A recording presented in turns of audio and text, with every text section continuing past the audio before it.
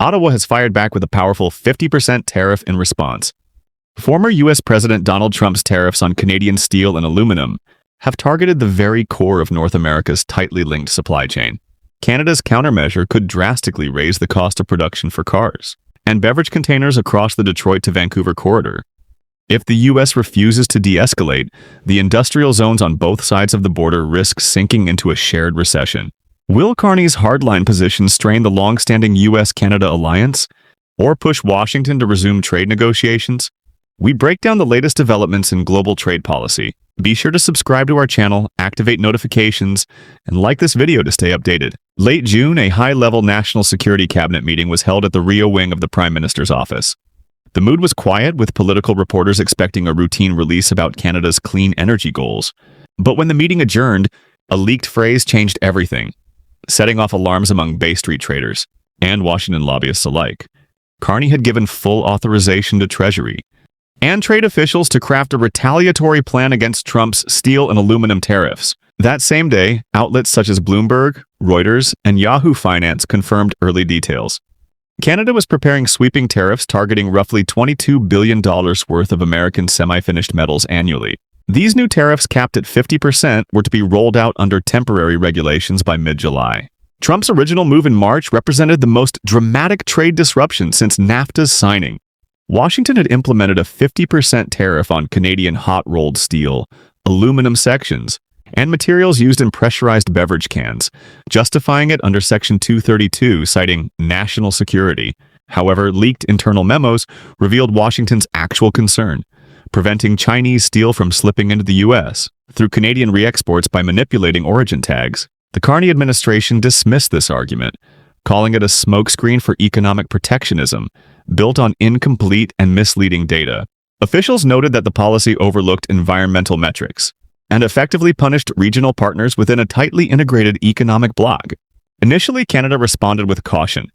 In April, the federal government announced a CAD $3.5 billion industry transition credit program, offering interest-free loans to key producers like Stelco, Alcoa, Rio Tinto, Alcan, and ArcelorMittal.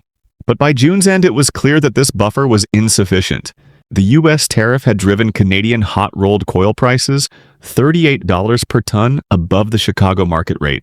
Across Canada, from Alberta, pipeline projects to automotive suppliers in Ontario, and beverage plants in British Columbia, companies were forced to take emergency loans from banks like the Bank of Montreal to cover ballooning costs.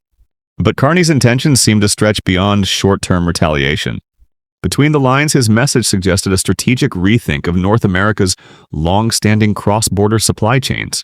Sources close to the Prime Minister said that Carney, famous for his analytical rigor since his time at the Bank of England, ordered his departments to collect detailed technical data within 48 hours. This included steel casting origins, furnace chemical profiles, and carbon isotope records. Ottawa was preparing a meticulous case to challenge Washington's national security claims, using scientific evidence on material origin and environmental impact. Despite his data-heavy approach, Carney did not hold back rhetorically. "American steel pipes have a higher carbon footprint," he said. "Our manufacturing is cleaner. If that raises prices for American consumers, that's their responsibility." So, where did Canada get the idea for the 50% tariff? According to sources familiar with the Ministry of Finance discussions, Minister Chrystia Freeland ordered an economic shock simulation in late April. The test scenario showed that if Canada hiked tariffs to 50%, the cost of U.S. raw steel coils would climb by at least 420 CAD per ton. This would raise production costs by approximately 850 CAD per vehicle for trucks and SUVs in the Detroit-Toronto automotive manufacturing corridor. Crucially, the simulation found that most of this cost would not be absorbed by Canadian consumers, but passed on by automakers, cutting into U.S. company profit margins on cars sold in Canada. This gave Carney additional leverage to portray the Canadian response as economically rational and not just politically reactive. The ripple effect was immediate and global. Bilateral trade tensions spilled into commodity markets. Cold-rolled steel futures on the London Metal Exchange rose by 60 CAD per ton in just 1 week. Aluminum's 3-month futures surged past the 25-40 benchmark, reaching their highest point in 8 months, highlighting the global consequences of this North American tariff war. Morgan Stanley viewed the price jump as a sign that supply security concerns had returned to the global metals market, something not seen in the past 6 months. While Canada may hold a modest market share, it is a crucial supplier of low-carbon aluminum ingots produced with clean hydroelectric power. These Canadian ingots are vital to the sustainability metrics used by U.S. manufacturers, especially in New England's beverage packaging sector and by automakers like Tesla. Any disruption in this supply chain could drive up carbon compliance costs and potentially throw off the calculation formulas for IRA-related tax credits. A detailed impact assessment from the Canada Border Services Agency, CBSA, offered an even starker warning. Without access to Canadian aluminum, the U.S. would likely turn to suppliers in the Gulf states or Australia, regions with long transit times and higher emissions. This shift would worsen America's overall carbon balance. In essence, Carney was escalating the dispute by challenging Washington not only economically, but also on environmental grounds. But Canada's strategy doesn't stop at tariffs.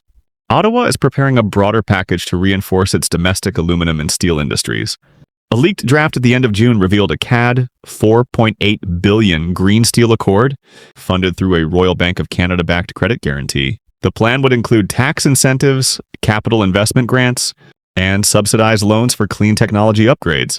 Beneficiaries include the electric arc furnace, EEAF project at Arcelor Middle Dofasco in Hamilton, the hydrogen-based direct reduced iron, HDRI, pilot facility in Sault-Ste.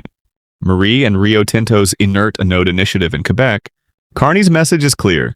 If U.S. tariffs are here to stay for the short term, Canada will use the time to scale up its green production capacity. Though Trump's economic advisors brushed it off as technocratic maneuvering, some Republicans voiced concern. Senator Bill Hagerty of Wisconsin warned, "Canada is our largest trading partner for energy, agriculture, and metals. A trade war may earn the White House short-term applause, but Detroit won't stay quiet. Executives will join workers in protest. Automakers are already feeling the sting. Internal assessments by Ford and General Motors show that a 50% tariff on heavy Canadian steel plates would erode vehicle profit margins by 320 CAD per unit, adding up to a loss of roughly CAD 45 million over the lifetime of a single model. According to a late June report by the International Institute of Finance, IIF, if the tariff war between Canada and the U.S. continues, both countries could see their GDP growth dip by 0.3 percentage points by 2026. While this may seem marginal to the U.S., it's an added burden in an economy already strained by interest rate hikes, triggered by Trump-era stimulus spending. Canada, though somewhat insulated by its energy export surplus and favorable exchange rates, isn't fully shielded either. The IIF projects that retaliatory trade actions could trim 0.4 percentage points off Canadian growth via shrinking net exports. Carney's political strategy rests on support from the NDP and Bloc Québécois in Parliament. Conservative leader Pierre Poilievre has attacked the PM's approach, accusing him of answering protectionism with more protectionism and endangering Canada's economic fundamentals. Yet the public appears to back Carney's bold stance. An Abacus data poll shows 61% of Canadians support tit-for-tat tariffs against U.S. measures, rising to 68% in Ontario's industrial heartland. Still, Ottawa must balance two priorities: defending domestic producers while maintaining Canada's reputation as a predictable and open economy. To reconcile this, officials from the Prime Minister's office floated a tariff ladder approach during the G7 finance talks in London. The concept? A 50% retaliatory tariff cap now, gradually reduced every 3 months, provided the U.S. eases its Section 232 tariffs. That brings us to the legal angle. Back in 2018, the Trudeau government imposed a 20% retaliatory tax in response to similar U.S. tariffs, eventually lifting it in lockstep with the USMCA trade deal. This time, Carney's administration is emphasizing the need for legally sound, globally defensible actions. CBSA legal teams have already drafted a complaint to the WTO's dispute settlement body, alleging misuse of Section 232. Their position: the U.S. is exploiting national security provisions to shield its industry from fair competition. Canada is preparing to take its case to Geneva. Once the tariff decision is finalized, Ottawa will file a formal complaint with the World Trade Organization. But the global spotlight is already shifting toward Canada's tit-for-tat strategy, particularly in Tokyo, Seoul, and Canberra. These countries have faced similar U.S. Section 232 tariffs, though softened by quotas or exemptions. If Canada's 50% retaliation proves effective, others, especially Japan with its reliance on imported raw materials and major auto exports, may decide to mirror the move. For now, Ottawa is limiting its countermeasures to steel and aluminum. Carney's advisors insist there are no current plans to extend tariffs to sectors like agriculture, technology, or automobiles.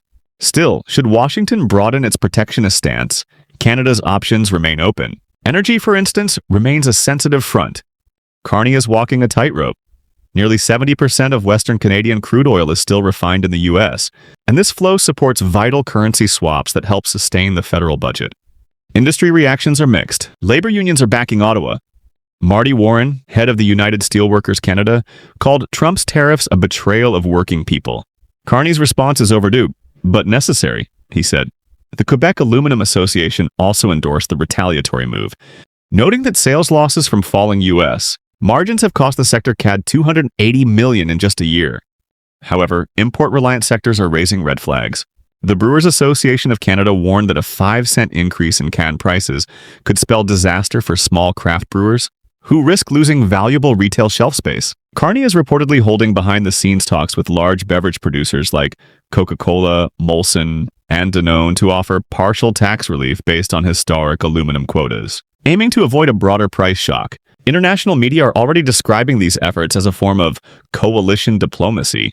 The question remains, will U.S. steel and aluminum tariffs be lifted anytime soon? With an election approaching, Trump is under pressure to appear strong on trade, especially in Rust Belt swing states like Ohio and Pennsylvania. His message of defending domestic workers plays well, but there's a catch. Many of these same factories rely on Canadian-sourced raw materials, not Chinese imports. If Ottawa's retaliation deepens, U.S. manufacturing may suffer. A recent report by the American Iron and Steel Institute, AISI, highlighted the risk. If Canadian steel supply is cut, the capacity use of U.S. blast furnaces could drop by 4 percentage points, costing an estimated 4,200 jobs in Ohio and 3,600 in Pennsylvania. In short, Trump's base could feel the sting of his own policies. And it's not just about the Rust Belt. The tech sector is also in the crosshairs. Tesla, which plans to import Canadian aluminum for its Berlin Gigafactory, may face rising costs. If it's forced to switch to lower-grade aluminum from Indonesia, for its Nevada gigacasting presses, emissions will increase, jeopardizing access to low-cost green financing. SpaceX, too, could be hit. Its Starship vehicles rely on specialty aluminum-lithium alloys produced in Montreal by Alcoa. Retaliatory tariffs could raise costs and throw off budgets for future space missions. Meanwhile, the WTO is struggling to function effectively. Its appeals body remains frozen, with U.S. opposition to judge appointments delaying key rulings. Carney's complaint may sit idle for years, forcing Canada to depend on political pressure and public diplomacy to achieve results. The core of Ottawa's plan now revolves around a three-pronged strategy: aggressive tariffs, industrial investment incentives, and international outreach. From a geopolitical standpoint, China is closely watching the rift. Beijing sees internal discord within the Western alliance as a strategic gain. In response, the Chinese Ministry of Commerce is expanding steel exports to Central Asia through the Eurasian Economic Union, seeking to redirect surplus steel capacity toward Europe via Kazakhstan. If U.S. isolation deepens, China could benefit by filling market gaps left by Canada. Ultimately, Prime Minister Carney's 50% tariff isn't just a trade move. It's a broad geopolitical and economic play. It touches on climate goals, industrial transformation, election year politics, and long-term regional power dynamics. With steel and aluminum underpinning $836 billion in annual bilateral trade, Carney believes Washington can only be reined in with a symmetrical, fact-based, and legally grounded response. As Trump doubles down on his America First rhetoric, Carney is betting on a more strategic and unified front. What do you think about this escalating trade battle? Let us know in the comments below. Don't forget to subscribe to our channel and turn on notifications to stay informed on this developing story.